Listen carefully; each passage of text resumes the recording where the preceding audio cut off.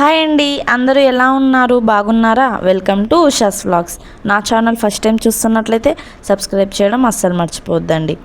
అలానే bell icon కూడా click చేసేయండి. ఈరోజు ఎంతో టేస్టీ రెసిపీ ఈజీగా వంకాయ పచ్చడి ఎలా చేసుకోవాలో చూసేద్దాం. అందుకోసం ఇలా వంకాయని డీప్గా కట్ చేసుకోండి. ఇలా డీప్గా కట్ చేసుకున్న వంకాయలలో తొక్కు తీసుకున్న వెల్లుల్లి పెట్టేసేయండి.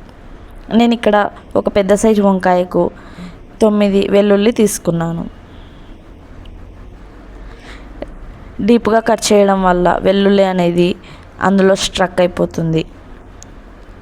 ఇలా ఆయిల్ అప్లై చేసేసి ఇందుకు ఫోర్క్ కానీ నైఫ్ కానీ కుచ్చి డైరెక్ట్గా ఫ్రై చేసుకోండి. ఇది మన పాతకాలం రెసిపీ అయిన టేస్ట్ అనేది చాలా బాగుంటుందండి. మీరు కూడా తప్పకుండా ట్రై చేయండి. ఇది చాలా స్పీడ్గా కూడా అవుతుంది, ఎక్కువ టైం కూడా పట్టదు.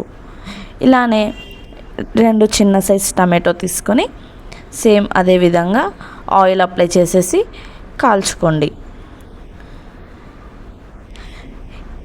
ఇది డైరెక్ట్ ఇలా స్టవ్ మీద కాకుండా మన పాతకాలం పద్ధతిలో చార్కోల్ మీద కూడా పెట్టి ఫ్రై చేసుకోవచ్చండి. ఇది ఎప్పుడో ఒకసారి ట్రై చేస్తే ఏమీ తప్పు లేదు. ఇదిగోండి, ఇలా పచ్చిమిర్చి కూడా ఆయిల్ అప్లై చేసేసి కాల్చుకొని మొత్తం పైన ఉన్న తోలు మొత్తం తీసేయండి. అన్నింటికి అలా తీసేసి పెట్టుకోండి. ఇదిగోండి, నేను చూపించిన విధంగా అన్నిటికీ తీసేసి బాగా స్మాష్ చేసుకోవాలి. ఇది బాగా ఫ్రై అయింది కాబట్టి ఇలా పేస్ట్లా అవుతుంది. తప్పకుండా ట్రై చేయండి, టేస్ట్ అనేది చాలా బాగుంటుంది. ఇప్పుడు స్టవ్ మీద ప్యాన్ పెట్టుకొని 3 టేబుల్ స్పూన్ ఆయిల్ వేసి ఆయిల్ హీట్ అవ్వగానే సన్నగా కట్ చేసుకున్న ఆనియన్ వేసి బాగా కలపండి. ఈ ఆనియన్ అనేది ఫ్రై అయ్యాక ఇందులో 2 ఎండుమిర్చి కట్ చేసి వేయండి. ఈ ఎండుమిర్చి కూడా బాగా ఫ్రై అవ్వాలి. ఇప్పుడు ఇందులోనే పోపు దినుసులు వేసాను. ఆవాలు, జీరా వేసి ఇప్పుడు ఇందులోనే కొంచెం పసుపు వేసి బాగా కలిపాను. 2 రెమ్మల కరివేపాకు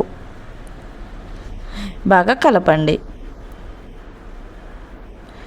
టేస్ట్ అనేది అద్భుతంగా ఉంటుంది, మీరు కూడా తప్పకుండా ట్రై చేయండి. ఇప్పుడు ఇందులోనే మనం పక్కన పెట్టుకున్న పేస్ట్ వేసేసేయండి. కొత్తిమీర లాస్ట్కైనా వేసుకోవచ్చండి, ఇప్పుడైనా వేయచ్చు. ఇప్పుడు వేస్తే కొంచెం ఆయిల్లో ఫ్రై అవుతుందని నేను ఆనియన్స్ వేసినప్పుడు కొత్తిమీర వేసాను. ఇప్పుడు టేస్ట్కి తగినంత సాల్ట్ వేసుకొని బాగా కలుపుకోండి. అంతే అండి. ఇది రైస్లో, రోటీ అండ్ చపాతీ ఎందులో అయినా సూపర్ అంటే సూపర్గా ఉంటుంది. మీకు ఈ రెసిపీ నచ్చినట్లయితే తప్పకుండా ట్రై చేయండి అండ్ రిజల్ట్ అనేది కామెంట్ బాక్స్లో చెప్పేయండి. మీ ఫ్రెండ్స్కి షేర్ చేయడం అస్సలు మర్చిపోద్దండి. అండ్ మీరు కూడా సబ్స్క్రైబ్ చేయండి, లైక్ చేయండి, షేర్ చేయండి. Thank you for watching. By bye friends.